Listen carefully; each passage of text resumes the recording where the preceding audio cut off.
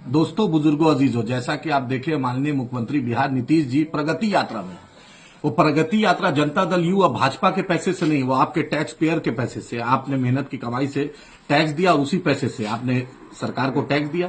नीतीश जी का 225 करोड़ से ऊपर का ये टैक्स वाला है, ये मामला प्रगति यात्रा है। लेकिन नीतीश जी दूसरे जगह भी जा रहे हैं, दूसरे जगह भी जाते हैं, लेकिन जिस तरीके से सीमांचल की अनदेखी कर रहे हैं समझ में नहीं आता। मुख्यमंत्री पूरे बिहार के हैं कि पूरे सिर्फ वो नालंदा और पटना के मुख्यमंत्री हैं। आपने देखा कि रबर डैम बन रहा है गया में, राजगीर में, गंगा का पानी राजगीर और गया में जाने की तैयारी, हजारों करोड़ रुपया खर्च हुआ, लेकिन सीमांचल बाढ़ की तबाही से डूबता है, नीतीश जी को नहीं दिखता है। शीशा का पुल बन रहा है, जंगल सफारी बन रहा है, स्टेडियम बन रहा है, क्या कहते हैं, स्पोर्ट्स कॉम्प्लेक्स बन रहा है, ऑर्डिनेंस फैक्ट्री बन रहा है, रेल कारखाना, बस सब नीतीश जी। क्या आप सिर्फ नालंदा के मुख्यमंत्री हैं, सिर्फ पटना के लिए मुख्यमंत्री बने? टैक्स तो कटिहार, पूर्णिया, अररिया, किशनगंज के नाम पे लेते हैं। आपने कहा था, सेंट्रल गवर्नमेंट का एक प्रोजेक्ट था कि पूरे प्रदेश में हर जिला में मेडिकल कॉलेज खुलेगा। क्यों नहीं अररिया में आज तक मेडिकल कॉलेज खुला? क्यों नहीं किशनगंज में खुला? जबकि कोचा धामन में चिन्हित किया हुआ अख्तर उल इमान साहब ने विधानसभा में उठाया और लगातार ये मुद्दा उठाते हैं। कोचा धामन में जमीन भी है, जमीन लोग देने के लिए तैयार है। दरभंगई में एम्स बनेगा, दरभंगई में डीएमसीएच। अरे भाई, सीमांचल को भी देखिए आप। इसी कटिहार, पूर्णिया, अररिया के नाम पर आप पूरे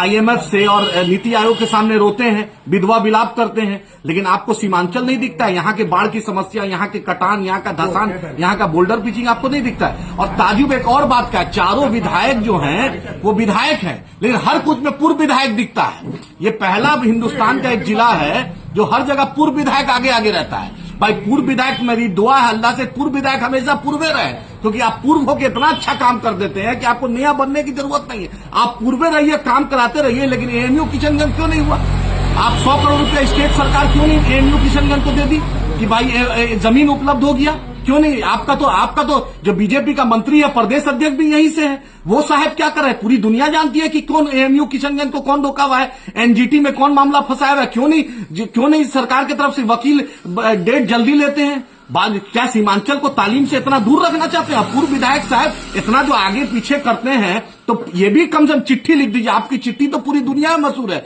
बस UNO की चिट्ठी देखना बचा है। तो UNO की चिट्ठी मुख्यमंत्री को लिख दीजिए कि AMU किशनगंज हो जाए, जो कटिहार में, जो किशनगंज में, जो अररिया में मेडिकल कॉलेज है वो भी खुल जाए। सहरसा में आनंद मोहन जी ने धक्का धुक्की किया, तुरंत खुल जाता है। और तेजस्वी जी जो जंगल राज की बात कर रहे हैं, तेजस्वी जी बहुत आप जंगल राज, ललन सिंह जी की पत्नी को टिकट आप दिए, आनंद मोहन जी की पत्नी को टिकट आप दिए, उसके आनंद मोहन के बेटे को टिकट आप दिए, लेकिन शहाबुद्दीन साहब पे तो आपका कलेजा नहीं रोता है।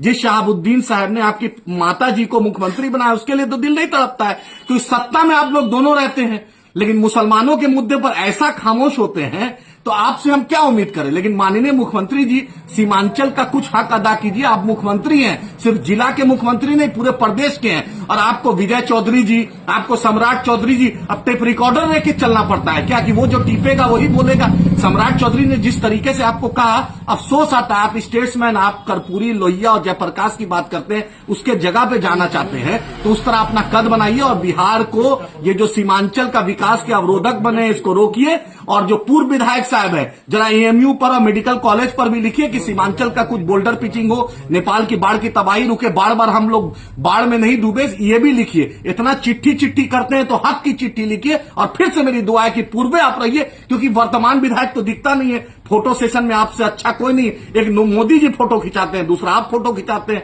लेकिन उम्मीद है कि माननीय मुख्यमंत्री कुछ समझेंगे और सीमांचल को उसका हक देंगे।